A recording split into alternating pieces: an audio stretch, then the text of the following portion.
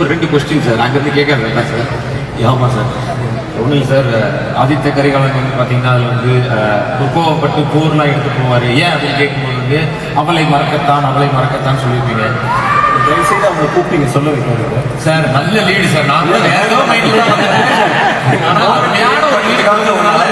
Actually இல்லை பாப்பா அவங்க இப்போதான் வந்து 3 தடவை வந்துட்டு போயிட்டாங்க. விட்டுருங்க 3 தடவை வந்தவங்களுக்கு 4th டைம் ஒரு ஈஸியாக இருக்குன்னு பார்த்தேன்.